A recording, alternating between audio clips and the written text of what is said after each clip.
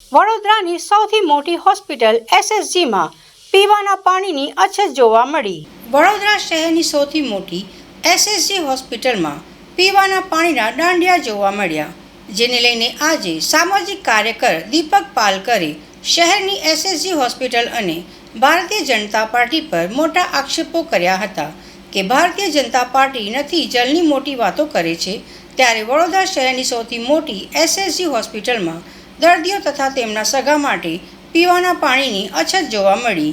તો ક્યાંક ને ક્યાંક લાગી રહ્યું છે કે વડોદરા શહેર હોસ્પિટલના ડૉક્ટર માટે પૂરતું પીવાનું પાણી નથી। જે પાણી આવી રહ્યું છે તે ચોખ્ખું અને શુદ્ધ નથી, જેના કારણે ડૉક્ટરોને પીવાના પાણીના જગ મંગાવવા પડે છે। ખૂબ ગંભીર સમસ્યા કહેવાય અને બહુ દુઃખની વાત કહેવાય। એક બાજુ ભારતીય જનતા પાર્ટીના રાજમાં નળથી જળની યોજનાની મોટી મોટી વાતો થાય છે, બીજી બાજુ સ્થાનિક કોર્પોરેટરો ભારતીય જનતા પાર્ટીના સવાર સાંજ ત્યાં જઈને ધામો નાખીને બેઠેલા હોય, તો એ લોકોને શું નથી દેખાતું આ વસ્તુ કે આપણા અહીંયા પાણીની વ્યવસ્થા નથી? અને જે મશીનો લાગ્યા છે એ મશીનો પાછળ લાખો રૂપિયાનો ખર્ચો થયો છે, આજે પાણી પીવા લાયક નથી, તો કેમ કોઈ જાતની કોઈ દેખરેખ રાખતું નથી? એટલે ભારતીય જનતા પાર્ટીના રાજમાં એક મોટું ભ્રષ્ટાચાર કહી શકાય। અને વિચાર કરો કે ડૉક્ટરોને આજે જે ડૉક્ટરો વડોદરાની જનતાના માટે અહીંયા સેવા માટે ત્યાં બેઠા છે, એ લોકોને પીવાનું પાણી નથી મળી રહ્યું।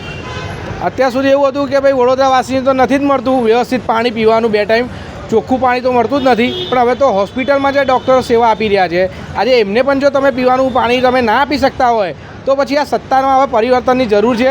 અને મને પૂર્ણ વિશ્વાસ છે વડોદરાની જનતા પર કે આવનારા કોર્પોરેશનના ઇલેક્શનમાં સત્તા પરિવર્તન થાય તો નવાઈ નહીં।